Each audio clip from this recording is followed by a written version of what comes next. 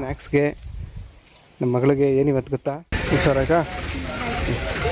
ಎಲ್ರಿಗೂ ನಮಸ್ಕಾರ. ಇವತ್ತು ಬೆಳಿಗ್ಗೆನೇ ಗೇಮೆ ಮಾಡೋದಕ್ಕೆ ಟ್ರ್ಯಾಕ್ಟರ್ ಬಂದಿತ್ತು.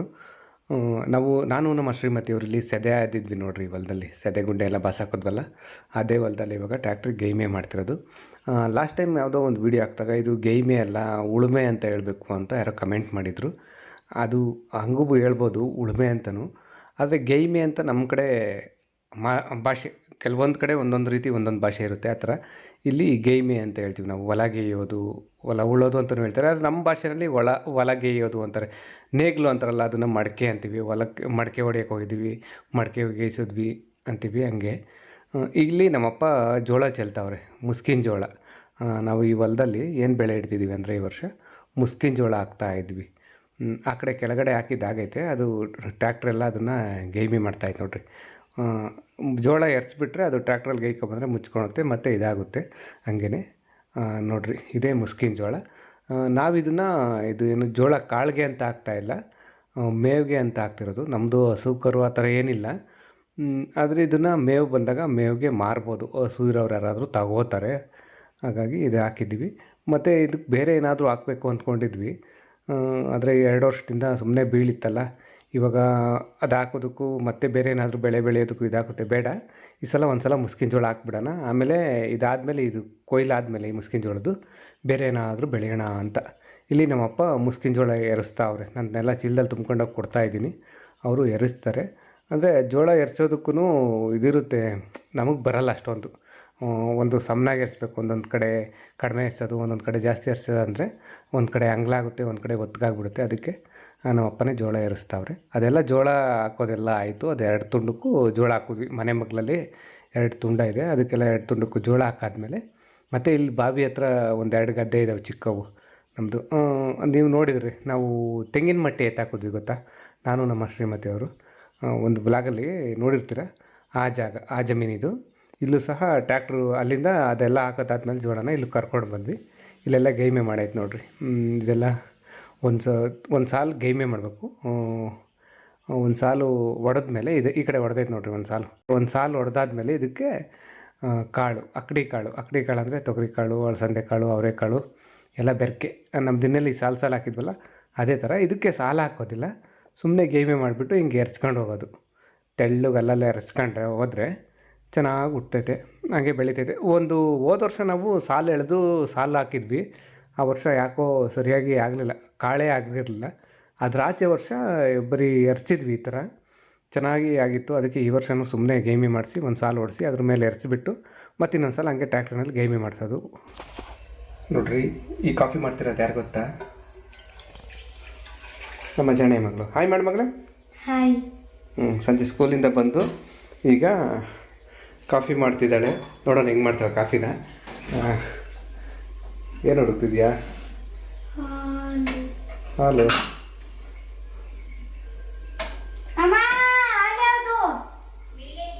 ಮಿಳ್ಳೆ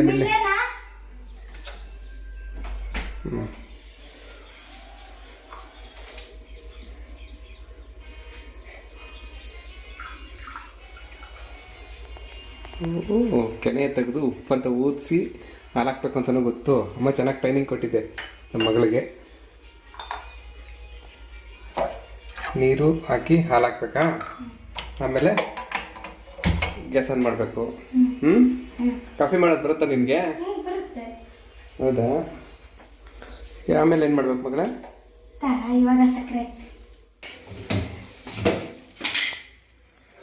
ಸಕ್ಕರೆ ಎಷ್ಟು ಹಾಕ್ಬೇಕಂತ ಗೊತ್ತಾ? ಹೌದಾ?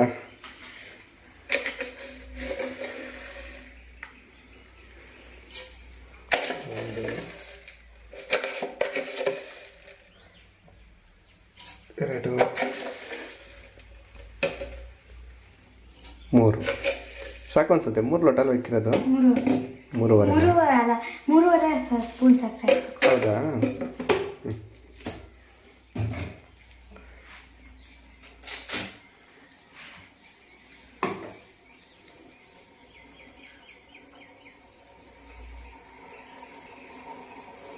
ಮಗಳೇ, ಏನು ಹೇಳ್ತೀಯ? ಏನಾದರೂ ಹೇಳು. ಕಾಫಿ ಮಾಡೋದು ಕಲಿತು ಎಷ್ಟು ದಿನ ಆಯಿತು? ನೀನು? ಸಮ್ಮರ್ ಹಾಲಿಡೇಸ್ ಕಲ್ತಿತ್ತು. ಹೌದಾ? ಸಮ್ಮರ್ ಹಾಲಿಡೇಸ್ ಸ್ಟಾರ್ಟಿಂಗ್ ಯಾರು ಕಲಿಸಿದ್ದು? ಅಮ್ಮ. ಹೌದಾ? ತಾಯಿಯೇ ಮೊದಲ ಗುರು. ಮನೆಯ ಮೊದಲ ಪಾಠಶಾಲೆ. ಕಾಫಿ ಪುಡಿ ಎಷ್ಟು ಹಾಕ್ಬೇಕಂತ ಗೊತ್ತಾ? 2 ಸ್ಪೂನ್. 2 ಸ್ಪೂನ್ ಹಾಕ್ಬೇಕಾ?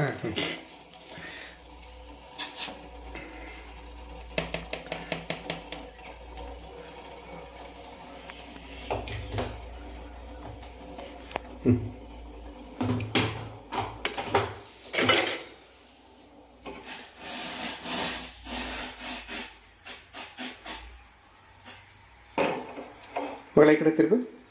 ನೋಡ್ರಿ ನಮ್ಮ ಜಾಣೆ ಮಗಳು ಹಣ್ಣಿನಲ್ಲಿ ಏನದು ಆಂಜನೇಯ ಮತ್ತು ವಿಭೂತಿ ಇಟ್ಕೊಂಡಿದ್ದಾಳೆ. ಅಲ್ಲಿಂದ ಬರ್ತಿದ್ದಂಗೆ ಮುಖ ತೊಳ್ಕೊಂಡು ಹನುಮಾನ್ ಚಾಲೀಸ ಹೇಳಿ ಆಮೇಲೆ ಕಾಫಿ ಕೇಳಿದ್ಗೆ ತಾತ ಬಂದು ಕಾಫಿ ಮಾಡಿಕೊಡ್ತಿದ್ದಾಳೆ. ನಮ್ಮ ಶ್ರೀಮತಿ ಅವರೇನೋ ಬಟ್ಟೆ ಹೊಲಿಬೇಕು ಅಂತ ಏನೋ ಬಟ್ಟೆ ಡ್ರೆಸ್ ಏನೋ ಕಟ್ ಮಾಡ್ತಿದ್ರು, ಅದಕ್ಕೆ ಕಾಫಿ ಮಾಡ್ತಿದ್ದಾಳೆ. ನಮ್ಮ ಮಗಳಿಗೂ ಅಲ್ಪ ಸ್ವಲ್ಪ ಜವಾಬ್ದಾರಿ ಇದೆ. ಕೈಯಲ್ಲಿ ಇಟ್ಕೊಂಡು ಹೋಗೋದಕ್ಕಾಗಲ್ಲ, ಅದಕ್ಕೆ ತಟ್ಟೆಯಲ್ಲಿ ಸೋಸ್ಬಿಟ್ಟು ತಟ್ಟೆಯಲ್ಲಿ ತಗೊಂಡೋಗೋದಾ ಕಾಫಿ ಎಲ್ಲರಿಗೂ.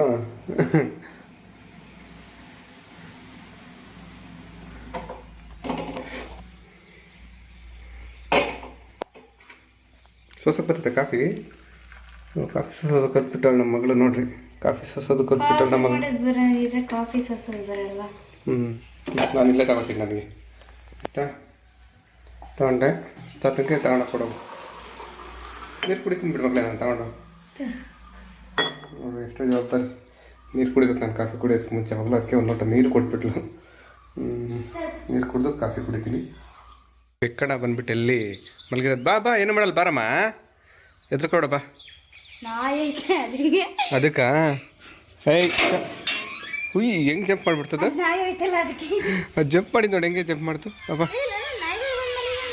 ಹೇಯ್ ಚೋ ಹೊಸದಲ್ಲ, ಹೇಯ್ ಚೋ. ಈಗ ನೋಡ್ರಿ, ನಮ್ಮ ಜಾಣೆ ಮಗಳು ಆಗಲೇ ಕಾಫಿ ಮಾಡಿಕೊಟ್ಲಲ್ಲ, ಆ ಕಾಫಿ ಕುಡಿದ್ಬಿಟ್ಟು ಈಗ ಇಲ್ಲಿ ಬಂದಿದ್ದೀವಿ, ಹೋಗ್ತಾ ಇದ್ದೀವಿ, ನಮ್ಮ ತೋಟದ ಹತ್ರ ಹೋಗ್ತಾ ಇದ್ದೀವಿ. ಏನು ಮಗಳೇ, ಇವತ್ತು ಹೆಂಗಿತ್ತು ಸ್ಕೂಲು? ಏನು ವಿಶೇಷ? ಚೆನ್ನಾಗಿತ್ತಾ? ಹೋಮ್ವರ್ಕ್ ಎಲ್ಲ ಜಾಸ್ತಿ ಕೊಟ್ಟವ್ರ ಕಡಿಮೆ ಕೊಟ್ಟವ್ರ? Time table ಬರ್ಸಿದ್ರು. ಹೌದಾ? ಸರಿ ಆಯಿತು, ಬುಕ್ಕೆಲ್ಲ ಬೈಂಡಿಂಗ್ ಹಾಕಿ ಕೊಡ್ತೀನಿ, ಅದೇನೇನು ಬೇಕೋ ಬರ್ಕೊಳುವಂತೆ. ಈಗ ನಮ್ಮ ತೋಟದ ಹತ್ರ ಹೋಗ್ತಾಯಿದ್ದೀವಿ. ನೋಡ್ರಿ, ಸೌದೆ ಹೊರಗೆ ಕಟ್ಟಿದ್ದೀನಿ. ನಮ್ಮ ಮಗಳು ಇಟ್ಕೊಂಡು ಆಟ ಆಡ್ತಾವಳ ಅದರಲ್ಲಿ. ಓನಾ? ನೋಡ್ರಿ, ತೋಟದ ಹತ್ರ ಬಂದಿದ್ದೀನಿ ಯಾಕೆಂದರೆ ಸೌದೆ ತೊಗೊಂಡೋಗೋದಕ್ಕೆ. ಸೌದೆ ಕುಡಿಕೊಂಡಂಗೆ ಎಲ್ಲಿ ಮಗಳೇ? ತೆಂಗಿನಕಾಯಿ ಸಿಕ್ಕಿದೆ ನಮ್ಮ ಮಗಳಿಗೆ, ಹಾಗೆ ಸೌದೆ ಕುಡಿಕೊಂಡು ಹೋಗ್ಬೇಕಿತ್ತು, ಅದಕ್ಕೆ ಬಂದಿದ್ದು. ಸೌದೆ ಹೊರೆ ತಗೊಂಡು ಹೋಗ್ತಾ ಇದ್ದೀವಿ ಮನೆ ಹತ್ರ. ನೋಡ್ರಿ, ಅದೆಲ್ಲ ಬೆಳಿಗ್ಗೆ ಜೋಳ ಹಾಕಿದ್ದು ನೋಡಿದ್ರಲ್ಲ, ಹಾಗೇ ಇಲ್ಲಿ ಮನೆ ಹತ್ರನೂ ಸ್ವಲ್ಪ ಇದನ್ನು ಟ್ರಾಕ್ಟ್ರ್ ಬಂದಿತ್ತಲ್ಲ, ಇದೆಲ್ಲ ಹುಲ್ಲು ಅಲ್ಲಿ ಇಲ್ಲಿ ಬೆಳ್ಕೊಂಡಿತ್ತು, ಅದಕ್ಕೆ ಇದಕ್ಕೆಲ್ಲ ರೋಟ್ ರೋಡ್ಸಿದ್ದೀವಿ. ಇಲ್ಲೇನಾದರೂ ಹಾಕಬೇಕು, ಒಂದು ಹೂವಿನ ಗಿಡ, ತರಕಾರಿ ಗಿಡ ಏನಾದರೂ ಹಾಕೋಬೇಕು. ಏನು ಮಗಳೇ, ಕ್ಲಿಪ್ ಬಿದ್ದೋಯ್ತಾ? ಬಟ್ಟೆ ಒಣಗಕ್ಕೆ ಕ್ಲಿಪ್ ಬಿದ್ದೋಯ್ತೆ. ಇಲ್ಲಿ ನೋಡಿರಿ, ಪುದೀನ ಎಷ್ಟು ಚೆನ್ನಾಗಿ ಬೆಳ್ಕೊಂಡೈತೆ ನೋಡಿರಿ. ಊಟ ಹಾಕಿದ್ದೀವಿ ತಾನೇ ಆಗಲೇ, ಮತ್ತಿನ್ನೇನು ನಿನಗೆ? ಹಾಂ ಬಾ. ನನ್ನನ್ನು ತಿಂತಾಕ್ತೀಯ? ನನ್ನ ಹೆಂಡ್ತಿ ತಿನ್ನೋದೇ ಸಾಕು ನನ್ನ ಪ್ರಾಣ, ನಾನು ನೀನೇನು ತಿಂತೆ ಬಿಡು. ಹೆಂಗೆ ಅಜ್ಜಕ್ಕೋ. ಇದು ಮಾರನೇ ದಿನ ಬೆಳಿಗ್ಗೆ ಅಂಗಳದಲ್ಲಿ ಅಡುಗೆ ಮಾಡೋಣ ಅಂತ ಇವತ್ತು ಎಲ್ಲ ರೆಡಿ ಮಾಡ್ಕೊತಾ ಇದ್ದೀವಿ.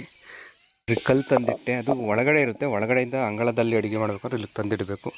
ನಮ್ಮ ಶ್ರೀಮತಿಯವರು ರಂಗೋಲಿ ಹಾಕ್ಬಿಟ್ಟು ಅಲ್ಲಿ ಒಲೆ ತಂದಿಟ್ಟಿದ್ದಾರೆ. ಇನ್ನೂ ಇಲ್ಲಿಗೆಲ್ಲ ಸ್ವಲ್ಪ ಐಟಮ್ ಎಲ್ಲ ತಂದಿಟ್ಕೋಬೇಕು, ಅಡುಗೆ ಐಟಮು ತೊಗೊಬರ್ತಾ ಇದ್ದಾರೆ ಅವರು. ನೀವು ಹಿಂದಿನ ಬ್ಲಾಗಲ್ಲಿ ಅಂಗಳದಲ್ಲಿ ಅಡುಗೆ ಎಪಿಸೋಡ್ 23 ನೋಡಿದ್ರಿ.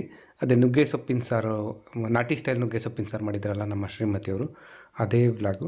ಆ ವ್ಲಾಗ್ ಮಾಡಬೇಕಾದ್ರೆ ಆ ವ್ಲಾಗ್ ಹಿಂದೆ ಬೆಹಿಂದ ಸೀನ್ ಅಂತ ಹೇಳ್ಬೋದು ಏನೋ, ಅದರಿಂದ ಇಷ್ಟೆಲ್ಲ ಶ್ರಮ, ಗಡಿ ಬಿಡಿ ಏನೆಲ್ಲ ಇರುತ್ತೆ ಅಂತ ಇವತ್ತಿನ ವ್ಲಾಗಲ್ಲಿ ನೋಡಿವ್ರಂತೆ.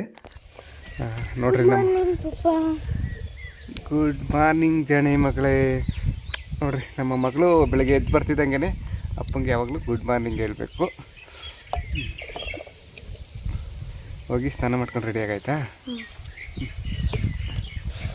ಟೈಮ್ ಆಗ ಸ್ಕೂಲ್ಗೆ. ಹಾಂ ನೋಡಿರಿ, ಬೆಳಿಗ್ಗೆನೇ ಅಂಗಳದಲ್ಲಿ ಅಡುಗೆ ಮಾಡೋಕ್ಕೆ ಕೂತಿದ್ದೀವಿ. ಸಂಜೆ ಆದರೆ ಸ್ವಲ್ಪ ಫ್ರೀ ಇರುತ್ತೆ, ಆರಾಮಿರುತ್ತೆ. ಬೆಳಿಗ್ಗೆ ನಮ್ಮ ಮಗಳು ಸ್ಕೂಲ್ ಬೇರೆ ಹೋಗ್ಬೇಕಲ್ವ, ಸ್ಕೂಲ್ ಟೈಮಿಂಗ್ಸ್ಗೆ ಲೇಟಾಗಿಬಿಡುತ್ತೆ ಅಂತ ಸ್ವಲ್ಪ ಗಡಿ ಬಿಡಿ ಎಲ್ಲ ಇರುತ್ತೆ. ಈಗ ಅಂಗಳದಲ್ಲಿ ಅಡುಗೆ ಮಾಡ್ತಾಯಿದ್ರೆ ನಮ್ಮ ಶ್ರೀಮತಿಯವ್ರು ನಾನು ಈ ಕಡೆ ವಿಡಿಯೋ ಮಾಡ್ತಾಯಿದ್ದೆ. ವ್ಲಾಗ್ ವಿಡಿಯೋ ಮಾಡೋ ಬಿಡುವು ಟೈಮ್ ಏನಿರುತ್ತೋ ಫ್ರೀ ವಿಡಿಯೋ ಮಾಡದೇ ಇರೋ ಟೈಮಲ್ಲಿ ನಮ್ಮ ಜಾಣೆ ಮಗಳಿಗೆ ಸ್ವಲ್ಪ ಲಂಚ್ ಬಾಕ್ಸ್ ಎಲ್ಲ ರೆಡಿ ಮಾಡಿದೆ. ಅದೆಲ್ಲ ಇವತ್ತು ವ್ಲಾಗಲ್ಲಿ ಮುಂದೆ ನೋಡೋರಂತೆ.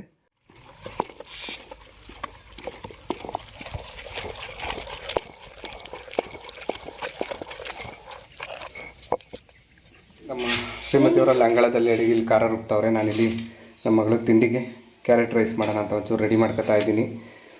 ತರಕಾರಿ ಎಲ್ಲ ಹಚ್ಚಿಟ್ಕೊಂಡಿದ್ದೀನಿ. ನಮ್ಮ ಮಗಳು ಬಂದು ನಮ್ಮಪ್ಪ ಏನು ಮಾಡ್ತಾ ಇರ್ಬೋದು ಅಂತ ನೋಡ್ತಾ ನಿಂತವಳೆ. ಎಲ್ಲ ಮತ್ತೆ ಸೀದೋಗ್ತಿದ್ದಾಗ ಇದೇನೋ ಒಂಚೂರು ಒಗ್ಗರಣೆ ಹಾಕ್ಬಿಟ್ಟು ಕ್ಯಾರೆಟ್ ರೈಸ್ ಅಂತ ಏನೋ ಮಾಡ್ತಾ ಇದ್ದೀನಿ. ಹಿಂಗೆ ಗೊತ್ತಿಲ್ಲ, ನನ್ನ ಮಗಳಿಗೆ ಇಷ್ಟ ಆಗುತ್ತಾ ಹೆಂಗೋ ಗೊತ್ತಿಲ್ಲ. ಅಲ್ಲ ಅವರು ಬಿಸಿಲಲ್ಲಿ ಪಾಪ ಹೊರಗಡೆ ಇದು ಮಾಡ್ತಾವ್ರೆ. ಹಂಗೆ ರೆಡಿನಾ? ಪಲ್ಯ ಹೆಂಗಿರುತ್ತೆ? ನಮ್ಮ ಜಾಣೆ ಮಗಳಿಗೆ ಒಳ್ಳೆ ಸ್ನ್ಯಾಕ್ಸ್ ಇವತ್ತಿದೆ.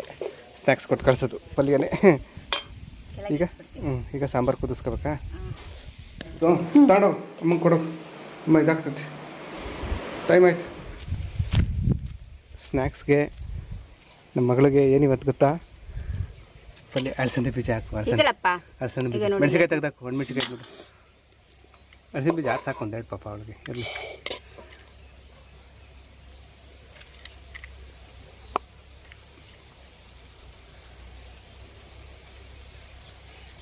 ಇಲ್ಲೊಂದೈತೆ ಅಳಸಂದೆ ಬೀಜಲ್ಲಿ ಬಂತಾ? ಇಲ್ಲ ಇಲ್ಲ ಐತೆ ನೋಡಿ. ನನ್ನ ಮಗಳಿಗೆ ಪ್ರೋಟೀನ್ ಯುಕ್ತ ಪಲ್ಯ. ಹೌದಾ? ಸಾಂಬಾರ್ಗೆ ಒಗ್ಗರಣೆ ಹಾಕ್ಬಿಡ್ಲಾ? ಹಾಕ್ಬಿಡು. ಸಾಕ್ಬಿಡು. ಮೆಣಸಿಕಾಯ್ತು ನೋಡಿ ತೆಗ್ದಾಕತ್ತಂದು. ತೊಗೊಂಡೋಗಿ ಲಂಚ್ ಬಾಕ್ಸ್ ನೀರೇ ರೆಡಿ ಮಾಡ್ಕೋಬೇಕಾಯ್ತಾ ಇವಾಗ? ಇಲ್ಲ ವಾಟರ್ ಬಾಟ್ಲೆಲ್ಲ ತುಂಬಕ್ಕೆ ನೀರು. ಏನೋ ಒಂದು ಕ್ಯಾರೆಟ್ ರೈಸ್ ಅಂತ ರೆಡಿ ಮಾಡಿದೆ. ಒಂಚೂರು ಕ್ಯಾರೆಟ್ ಎಲ್ಲ ಒಗ್ಗರಣೆ ಹಾಕಿ ಕ್ಯಾರೆಟ್ ರೈಸ್ ರೆಡಿ. ಮೊಸರು ಹಾಕತ್ತವಳು ನಿಮ್ಮ ಜಾಣೆ ಮಗಳು. ಅದಕ್ಕೆ ಅದ್ರ ಜೊತೆಗೆ ಮಧ್ಯಾಹ್ನಕ್ಕೆ ತಿನ್ನೋದಕ್ಕೆ. ಇದ್ರದ್ದೇನಾ? ಇದು ಯಾವುದು ಕ್ಯಾಪ್? ಇದು ಇದ್ರದ್ದೇನಾ? ಎಲ್ಲ ಒಂದೇನಾ? ನಮ್ಮ ಮಗಳ ಲಂಚ್ ಬ್ಯಾಗ್ ರೆಡಿ. ಈ ಮಿಲ್ಟನ್ ಕಂಪ್ನಿದು ಲಂಚ್ ಬ್ಯಾಗ್ ಬಂದುಬಿಟ್ಟು ನಮ್ಮ ಜಾಣೆ ಮಗಳಿಗೆ ಒಬ್ಬರು ಗಿಫ್ಟ್ ಕಳಿಸಿರೋದು. ಅದು ಮುಂದೆ ನೆಕ್ಸ್ಟ್ ಬ್ಲಾಗಲ್ಲಿ ನೋಡೋರಂತೆ ಅದನ್ನು. ಪಾಪ ನಮ್ಮ ಶ್ರೀಮತಿಯವರು ಸೆಕೆ ನೀರು ಸುರಿಸಿ ಬೆವರು ಸುರಿಸಿ ಅಂಗಳದಲ್ಲಿ ಅಡುಗೆ ಮಾಡಿದ್ದಾರೆ. ಇನ್ನು ಸಾಂಬಾರು ಇದ್ದು ಅದೇನಾಗ್ತೈತೆ? ಕುದಿಬೇಕಲ್ಲ? ಕುದ್ದು ಖಾರ ರುಬ್ಬಿದ್ದೀವಲ್ಲ, ಅದು ಉಪ್ಪು ಖಾರ ಹಿಡಿಬೇಕು ಅದಕ್ಕೆ. ಕುದ್ದೈತೆ. ಜಾಣೆ ಬರಕ್ಕೆ ಹೋಗ್ತಿದೆಯಲ್ಲ, ಅದಕ್ಕೆ ಸುಮ್ಮನೆ ಅದು ಏನು ಗೊತ್ತಾ, ಒಲೆ ಆರಬೇಕು ಅನ್ನೋ ಟೈಮಲ್ಲೇ ಜಾಸ್ತಿ ಜೋರಾಗಿ ಉರಿಯೋದು. ಅದೇನೋ ಹೇಳ್ತಾರ, ಉರಿತೈತೆ. ಅದೇನಕ್ಕೆ ಮಾತೈತೆ, ಕೆಟ್ಟ ಮೇಲೆ ಬುದ್ಧಿ ಬಂತು, ಇಟ್ಟಾದ್ಮೇಲೆ ಒಲೆ ಉರಿತು ಅಂತೇನೋ ಒಂದು ಗಾದೆ ಮಾತೈತೆ. ಹಂಗೆ ಬಾಯ್ ಮಗಳೇ, ಹುಷಾರು ಆಯ್ತಾ? ಬಾಯ್ ಬಾಯ್. ಹುಷಾರಾಯ್ತಾ?